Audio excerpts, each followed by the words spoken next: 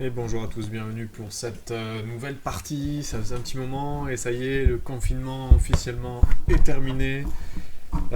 J'espère que du coup ça va chez vous et qu'on va reprendre une vie non pas normale, comme si de rien ne s'était passé et que les 2 mois de confinement n'avaient servi à rien, mais du coup en faisant gaffe quand même, en gardant ces fameux gestes barrières, parce que je suis intimement convaincu que si on avait tous les gestes barrières adéquats, eh ben, ce virus nous affecterait pas autant. Il se trouve que c'est pas facile, qu'on a des vies sociales riches, qu'on est forcément proche des gens, de notre famille, des amis, et c'est pas évident, mais si on fait tous gaffe et qu'on est solidaire, je suis sûr que cette saleté de virus, eh ben on pourrait très vite, enfin assez vite en tout cas, l'éradiquer, ou du moins reprendre une vie qui ressemblerait pour le coup à celle qu'on avait avant le confinement. Parce que là, pour le moment, il va falloir quand même rester vigilant. Sinon, nouvelle, je suis pas là pour vous faire des leçons de reprise de vie après le confinement. Non, non, ça vous regarde tous. Mais non, je suis là surtout pour vous parler d'une grande nouvelle, puisque il y a un grand monsieur qui m'a écrit sur ma chaîne il y a pas longtemps, qui s'appelle Bruno Dieu. Certains peut-être le connaissent.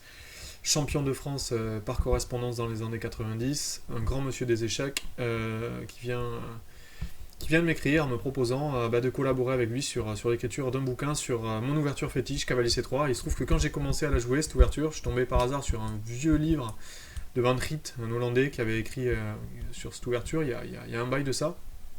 Et je m'étais passionné par cette ouverture. J'ai acheté un livre de Keilac, que j'ai annoté particulièrement avec des couleurs. Je ne sais pas si vous voyez bien. Voilà ce livre, qui est la Bible de Cavalier C3, mais bon, qui est sorti il y a déjà un petit moment, il y a plus de 15 ans. Et donc nous, notre idée, son idée surtout, puisque moi je vais juste pour le moment collaborer avec lui, c'est lui le metteur en scène, on va dire ça, c'est d'écrire un bouquin en français sur Cavalier C3, en reprenant un petit peu les anciennes idées, puis en améliorant, en apportant notre patte, et, euh, et voilà, et de vous partager ça surtout. Donc j'espère que ça va vous intéresser. Il m'a contacté à la suite de mes parties, c'est vrai que j'adore ça avec les blancs, et, euh, et je suis assez content de pouvoir humblement apporter ma pierre à l'édifice, donc c'est sympa. Donc voilà, aujourd'hui une spéciale Cavalier C3. Je vous propose donc une partie où je vais jouer Cavalier C3, et puis en espérant que ça vous plaît. Si ça vous plaît, laissez des commentaires sur la chaîne. Dites-nous ce que vous aimeriez trouver dans ce livre, parce que ça nous intéresse aussi, de savoir ce que vous aimeriez trouver comme ligne, comme idée. Donc justement, on est en train de commencer par ça, analyser Cavalier F3 E5, et là on y va avec Cavalier F3. Je vais lui laisser le lien de ma chaîne aussi. Non, c'est pas celle-là. Si je me trompe, ça va pas. D6, justement, très intéressant. Alors, s'il me joue cavalier C6, on a eu une discussion justement avec Bruno là-dessus, c'était intéressant. Clin d'œil à Bruno. Non, il joue des prends. C'est aussi une ligne intéressante, ça. Très solide. Et on va regarder ça. Il y a plein de transpositions possibles avec cavalier C3, les avantages, les inconvénients. On parlera de tout ça, évidemment, dans le bouquin. Les origines. Donc, plein de choses intéressantes. Ça va être un bouquin très dense, parce qu'à partir du premier coup, tous les coups noirs, pratiquement, sont permis, en fait. Hein. Donc, ça a énormément de transpositions possibles. C'est complexe. Un coup psychologique aussi, plein de gambits aussi différents, des lignes très originales, très propres à Cavalier C3, donc il y a plein de choses. Donc on aimerait savoir un petit peu, vous, ce que vous aimeriez trouver, voilà. Ça serait intéressant pour nous. Donc là, il a transposé dans une espèce de défense écossaise. Si je joue 4, c'est ce que je vais jouer. Quelque chose de très solide. Alors je crois que 4 n'est pas forcément bon dans cette position. Après, cavalier prend E4, fou prend, et cavalier prend C3, fou prend dame, cavalier prend. J'ai pas l'impression de m'y retrouver. Il y a fou prend C7, cavalier prend B2, c'est un sacré bordel. C'est un sacré bordel, mais ça a pas l'air mal pour moi, j'y vais. Parce que j'ai l'impression finalement que c'est. Alors dans ces positions, c'est toujours intéressant d'analyser à quel moment ça va marcher, à quel moment ça va pas marcher ce coup cavalier prend E4. Il y a des moments ça marche, des moments ça marche pas. Et là il se trouve que ça peut marcher là. Je vais jouer dame D2, parce que maintenant sur cavalier prend E4, je reprends du cavalier et il y a une double défense sur le fou. Donc c'est intéressant, toutes ces petites subtilités, voilà. Le petit coup H6, si je joue fou H4, est-ce qu'il n'y a pas cavalier prend cette fois? Cavalier prend, fou prend, cavalier prend, fou prend, et, et ça va, je m'en tire. Je m'en tire plutôt bien, parce qu'après, je pense à un coup comme tour prend, je peux reprendre ici, et j'ai une pièce de plus. Donc ça va, fou H4 ici qui a l'air d'être correct. Non, non, il faut bien regarder. Ok, il le fait quand même. Ah oui, mais je suis complètement idiot. Je vais trop vite dans mes analyses, mais fou prend, il y a simplement dame prend. Et ici, il y a un clouage en fait, qui est assez désagréable. Ah, je vais un peu vite. Bon, bah écoutez, vous voyez, je me suis fait même moi transposer dans une ouverture que je connais pas bien. Ici, il fallait pas jouer fou H4, c'est une erreur. Hein. Ici, je pense qu'il faut revenir fou là ou fou là. Ah, je me fais moi-même avoir sur un piège en plus que je connais. L'ouverture, bah c'est instructif, c'est un piège d'ouverture très intéressant. C'est pas grave. On a fait une énorme erreur, une énorme bourde. Maintenant, on va essayer de se battre. Et vous le savez, je me bats. Alors, qu'est-ce que je fais? Cavalier prend un 4. Fou prend. Et grand roc, peut-être, c'est le moins pire. Peut-être le moins pire. Et après D5, je vais être en lutte hein, quand même. Hein. D5, le cavalier revient. Fou G5, il y a un gros clouage. Heureusement, j'ai F4 après. Quelle erreur de débutant. Ah, c'est comme ça, on n'est pas chaud là. Alors, j'étais tellement content de vous annoncer cette nouvelle et puis de parler avec vous que du coup, pas facile de se mettre dans la partie. Hein. Je suis un peu pris à froid. Et donc Bruno Dieu, pour ceux qui le connaissent pas, grand monsieur des échecs, et qui était surtout un spécialiste, j'ai oublié de le dire, de cavalier C3, puisqu'il a beaucoup joué cavalier C3. Quand j'ai commencé, c'est ça que je voulais dire aussi tout à l'heure, quand j'ai commencé à jouer cavalier C3, j'avais vu qu'il était le spécialiste français de cette ouverture. Vous trouvez des parties de lui sur les bases de données. Ok, alors fou prend, je regarde, il y a deux possibilités, fou prend, dame prend, mais après dame prend, j'ai un bon pion de moins. Fou E2, C5, c'est dur. Cavalier F3, tour 1, tour 8, et je suis déjà très très mal, avec un clouage sur le fou E2 qui est terrible. Ouais. Ah, c'est dur. Hein. C'est dur, c'est dur. C'est un peu raide.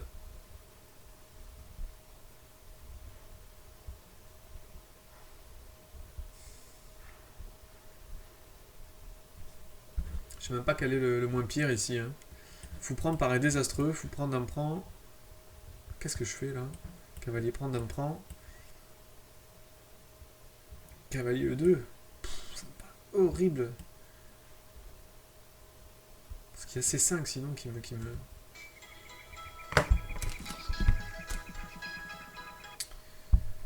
C'est terrible. Hein.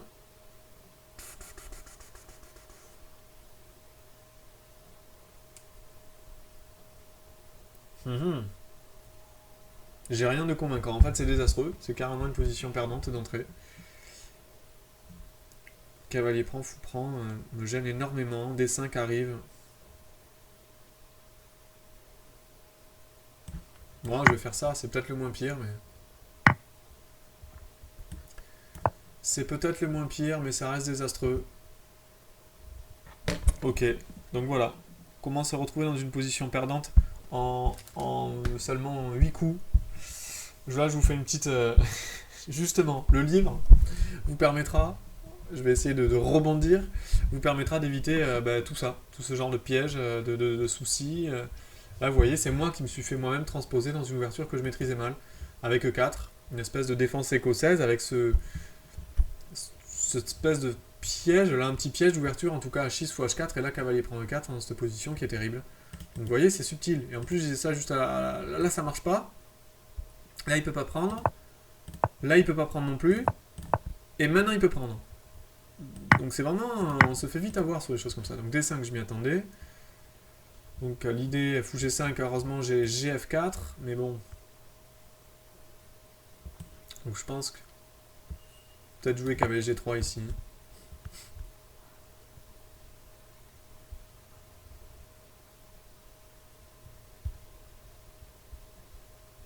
Ouais, non, là, je suis aux abois.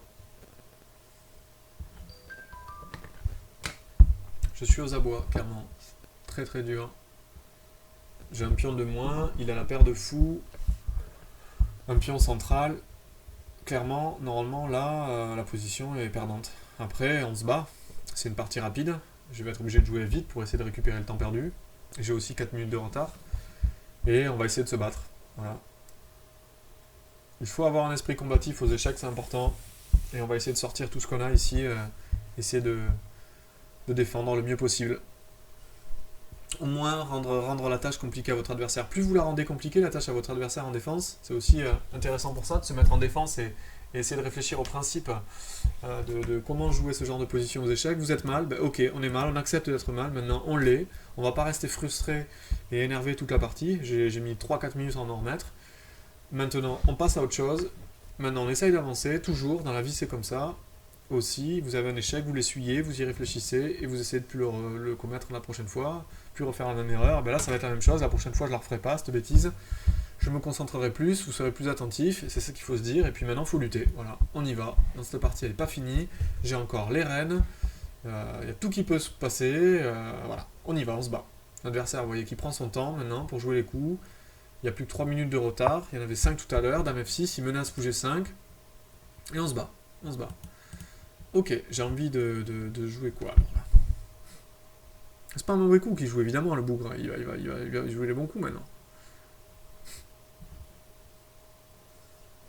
J'ai envie de jouer cavalier F3 ici. Cavalier F3, fou G4 me dérange un peu. Fou E2, fou prend, fou G5, je perds la reine. Peut-être ici il faut accepter. Faut accepter le coup fou G5 qui va arriver et puis se déplacer. Déjà je vais jouer roi B1. À mon avis il faut y aller, il faut se déplacer.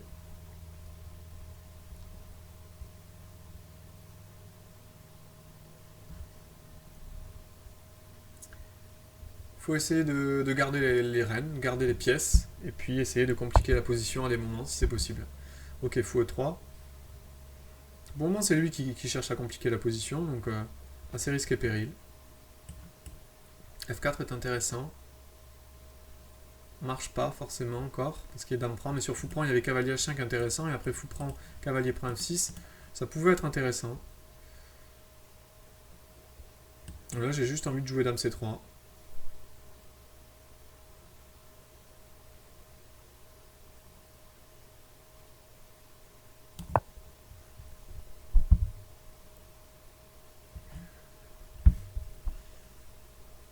Je vais laisser le pion F2, je cherche pas à le défendre. Il joue C6.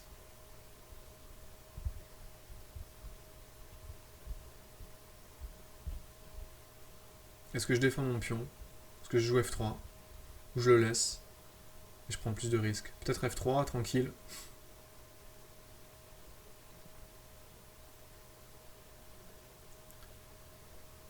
Peut-être F3 tranquille ici. Je suis pas convaincu de ce coup F3 parce que ça laisse la case de 3. Il faut que je joue vite. Il faut absolument que je joue vite et je peux pas me permettre d'avoir une, 2 minutes dans une position complexe. Là, il faut absolument que j'accélère. Voilà, tour 8, c'est normal. Je vais jouer fou D3, je vais essayer d'accélérer.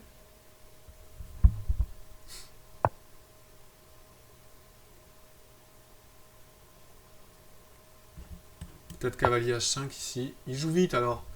Je vais essayer de jouer vite aussi. On sait jamais, ça. Il peut y avoir des idées à base de dame prend G7 à tout moment maintenant. Il faut qu'il fasse un petit peu attention. Il n'y a pas du tout dame G6 qui était embêtant tout à l'heure au coup d'avant parce qu'il m'attaquait le cavalier. Maintenant, il n'y a plus ça. La reine n'a pas tant de cases que ça. Et sur des coups comme dame là, il y a simplement un tour E1. Et finalement, voilà, il est obligé de partir maintenant. Il est obligé de partir. Et là, maintenant, regardez ce qui se passe après des coups comme cavalier prend. Ça peut être très très chaud maintenant. Côté noir, hein, c'est-à-dire que cavalier prend C6, double attaque. Voilà, la position est plus claire du tout maintenant. Alors là, il y a fou F6, heureusement pour lui qui m'attaque la reine. Mais sinon c'était carrément perdant. Vous voyez comme quoi il faut se battre. Hein. Allez. Il faut un esprit combatif aux échecs, c'est très important. Heureusement qu'il a fou F6. Hein. Alors, est-ce que je gagne pas un truc sur fou F6? Il faut que je réfléchisse vite. Fou, cavalier prend. Fou prend. Non, je gagne rien. Mon cavalier est enfermé. C'est dommage là-bas. Donc, je suis obligé sur fou F6, je pense, d'échanger. Cavalier prend. Il va reprendre de la reine. Je reprends. Cavalier prend. Je reviens en D4 et j'ai une bonne position finalement. À la fin, c'est moi qui ai la bonne position. Parce que j'ai gagné le pion C6 qui est très important. Il aura un pion D5 isolé et un fou, normalement moins bon que le mien. Donc là, c'est bon, c'est moi qui fais la bonne opération. J'y vais, là, j'ai pas peur. Là, je sens que cette position est à mon avantage. Mon cavalier est bien placé. Maintenant, on se retrouve dans une finale un peu thématique, vous allez voir, où je suis censé être mieux que lui. Alors, on va essayer, pour ça, de bien la jouer. Il va falloir que je centralise mon roi. Mon fou et mon cavalier sont plus forts, normalement, que les deux siens. Donc, on va ramener le roi. Et j'aime bien les finales, donc on va voir. C'est la partie des échecs que j'ai étudié le plus, les finales. Alors on va essayer de le montrer aujourd'hui. Je pense qu'il va échanger les tours, parce que sans les tours, ça va être plus facile à tenir pour lui. Malheureusement, je ne peux pas faire grand chose, lui laisser une colonne ouverte, ça serait trop fort. Donc il va falloir que j'essaye de jouer la finale de pièce mineure, et puis essayer de l'emporter. En tout cas, la position est clairement maintenant plus du tout à son avantage. Donc je ne peux pas le laisser jouer cavalier F4. Ici, je joue évidemment G3. Je mets les pions de toute façon sur case noire. Ça ne peut pas être mauvais. Là, je vais essayer de jouer assez vite. Je mets le doute maintenant dans la tête de mon adversaire, qui s'est pris une petite combinaison et qui maintenant va devoir... je vais centraliser mon roi. Le roi est plus fort en finale. C'est une pièce qu'il faut centraliser. Il contrôle la case importante de pénétration noire, le 3. Ça veut dire que maintenant, même s'il échange les tours, je vais peut-être pouvoir garder une tour. Sur tour prend, tour 8, je peux enlever ma tour. J'ai plus peur de tour 3. Et j'ai une finale où je suis mieux avec un fou noir qui est pas bon. Voilà. Et un pion ici, des cibles potentielles dans son camp. Des pions sur case noire. Avec une meilleure structure aussi pour moi. Hein. On dit que j'ai un 2x3, c'est-à-dire 3 à gauche, 3 à droite. C'est une meilleure structure de pion. Alors, comment j'en profite maintenant? Il va falloir être bon là. Il va falloir sortir le gros jeu. Alors peut-être que c'est moi qui vais changer les tours, essayer de simplifier, j'ai peu de temps. Je joue psychologique sur le temps. C'est-à-dire que ça va être plus facile pour moi de jouer cette finale avec peu de temps, sans les tours, qu'avec les tours. Donc c'est pour ça que là je change. Et je joue tour 1 d'ailleurs à tempo derrière. Je joue exactement là le temps, le fait est que j'ai peu de temps pour trouver les manœuvres justes. Donc il faut que je joue des positions simples au maximum. Donc j'échange ici, j'essaye de récupérer des secondes. Voilà. Déjà, j'ai récupéré des secondes, je vais jouer une position simple. Mon but, ça va être amener mon roi là et essayer de mettre la pression sur son camp.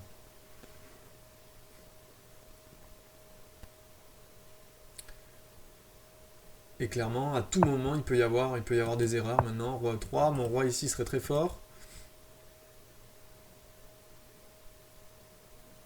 Je peux presque me permettre de jouer des finales fou contre cavalier après cavalier B5 par exemple, échec. Je pense que même les finales fou contre cavalier sont meilleures pour moi. Mais ça manque un petit peu. Il n'y aurait pas de pion, j'aurais éliminé un pion, peut-être ça serait plus facile. Mais le jeu est encore un peu fermé. Son cavalier peut encore me causer des problèmes. Mais ici en tout cas je vais essayer de progresser. Le pion ici est bien défendu, mais je vais essayer... En tout cas je peux qu'être mieux, léger avantage. Si les noirs jouent bien, ils vont tenir la nulle. Mais à la moindre précision, ils peuvent vite se retrouver pas bien dans ce genre de position. Donc il faut les jouer jusqu'au bout. Carlsen a montré que les finales qui paraissent simples en apparence, il les a jouées jusqu'au bout, il en a remporté plein et il a donc montré l'intérêt de mettre la pression et de pousser. Il disait ça, moi j'essaye pas de... Voilà, je joue le 40 bons coups d'affilée et je défie mon adversaire d'en faire autant. C'est un peu l'idée. Donc à force, eh ben, est-ce que l'adversaire va être capable de jouer aussi bien? Vous voyez, là déjà le temps s'est réduit et c'est moins facile maintenant. Je vais aussi essayer de faire des manœuvres peut-être de cavalier. Peut-être C3, tranquille, je mets mon pion sur case noire, ça peut pas être mauvais. J'attends de voir ce qu'il veut faire avec son cavalier. Il ne peut pas vraiment jouer cavalier là et cavalier là à cause de des cavaliers F5 qui arrivent. Donc attention, il ne faut pas qu'il fasse de bêtises. Ici, je vais jouer H4, je prends l'espace. Et je vous dis, moi j'attends. Hein. Cavalier là, par exemple, il y a du cavalier échec peut un peu être embêtant, ennuyeux. Je mets mes pions sur case noire, j'essaie de fixer les siens sur case blanche si possible. Voilà, provoquer ce genre de coup par exemple, provoquer des G6. Ça me fait plaisir ça de voir ça. Et là je vais naviguer. Alors comment je navigue? Cavalier aussi, j'échangerai. Hein. J'ai envie de jouer F4 ici. F4. L'idée c'est de jouer peut-être des H5 à tout moment. D'aller fixer. Non, va falloir qu'il se batte là. Hein. C'est pas si facile que ça. Ok, il sort son fou.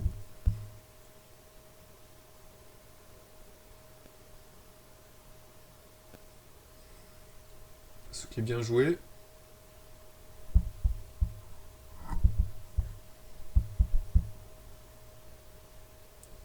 Alors, comment je continue? J'ai envie de jouer B4 ici, je continue de mettre mes pions sur case noire. J'essaie de fixer. J'ai encore une minute de retard. Je rattrape mon retard, mais petit à petit. Pour le moment, rien n'est fait. Je peux pas vraiment aller mettre mon roi là, parce qu'il y a des cavaliers 6 qui me délogeront automatiquement. Je peux pas pour le moment mettre trop de pression. J'attends de voir. Et je continue de fixer mes pions, de placer mes pions. Alors faut faire attention, parce que les coups de pion aux échecs, en finale, il y a un grand maître qui disait c'est bien d'avancer un pion, je sais plus qui, mais ils ne reviennent pas en arrière. C'est la seule pièce aux échecs qui ne revient pas en arrière. Donc attention, quand vous avancez un pion d'une case ou de deux, vous ne pouvez plus revenir en arrière. Donc c'est des coups qu'on fait des fois un peu vite. Des fois après on s'en mord les doigts.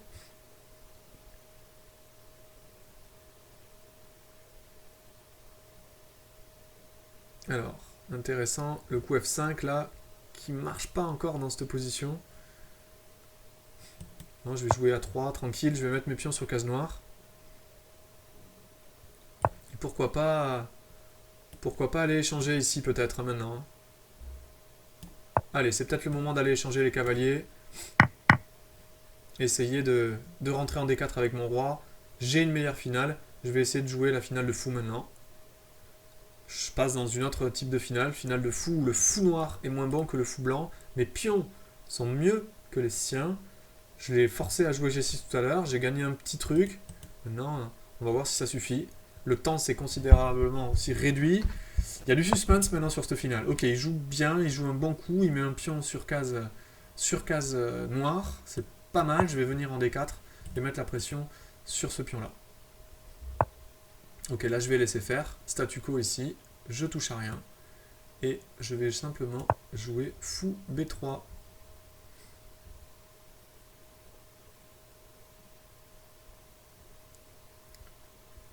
Et on va statu quo. Ok, il joue là. Je vais venir ici. La finale devrait être égale. Il a réussi à jouer F6 G5. Normalement, ça devrait lui permettre d'égaliser assez facilement. Mais bon, moi je vais pousser. Je vais pousser, puis on va voir.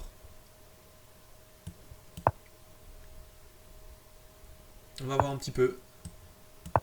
Je continue de pousser. Ici, je vais mettre le fou sur la grande diagonale, par exemple. Et je vais essayer de revenir en D4 maintenant. Le fou va rentrer chez lui à 1-6. On est pratiquement maintenant à égalité au niveau du temps. Et on va voir ce qui va se passer. Voilà, fou E6. Je m'attendais un peu à ça. Super. Alors, qu'est-ce que je peux faire maintenant? Peut-être à 4. Continuer, essayer de prendre de l'espace.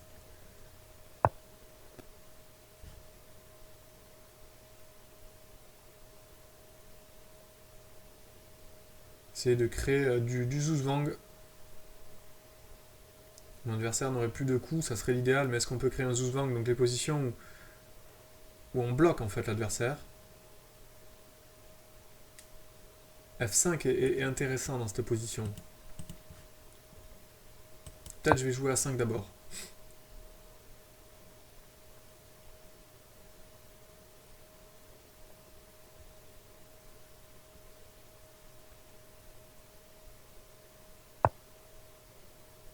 Ok.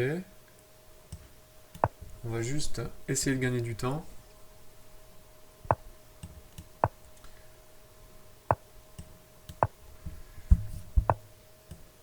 et F5.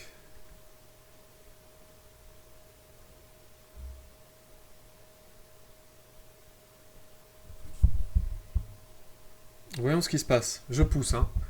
Là, clairement, je pousse. Mon idée, c'est sur fou G8, je joue fou H5 et le fou n'a plus de cases. Je sais pas si c'est bon, mais je suis en train de pousser.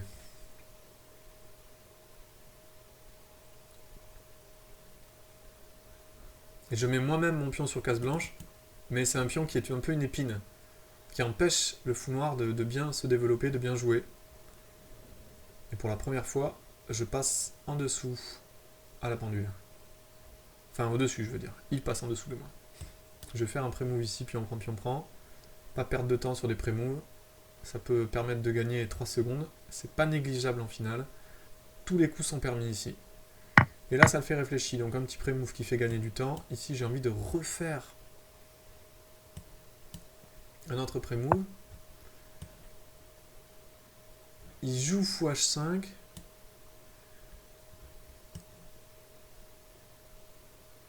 J'ai envie de prendre ici.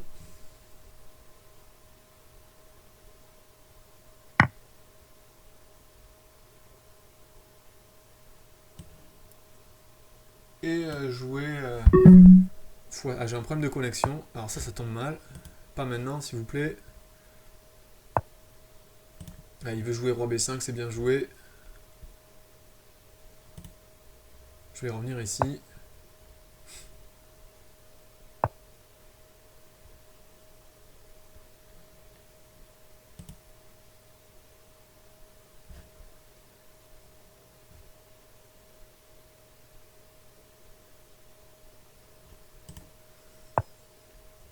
Ah, j'ai des problèmes de connexion, ça se connecte pas bien.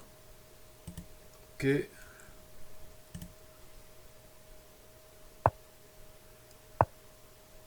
Ouais. C'est clairement pas facile là d'évoluer dans cette position. J'ai rien. Hein. J'ai clairement rien.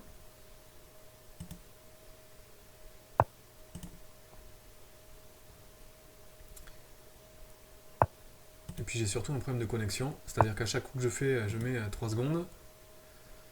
C'est assez terrible. Mon adversaire qui s'en va.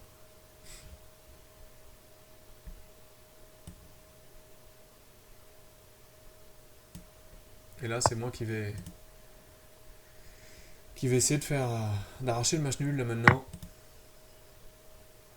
Là, c'est bon. Il n'y a plus rien à faire. Je vais pas m'accrocher.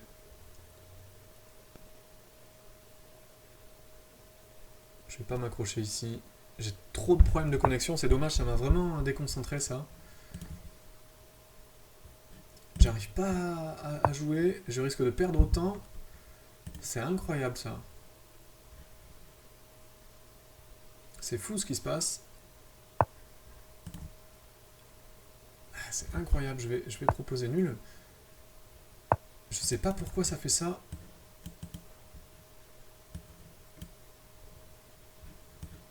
Et ouais, je vais perdre autant.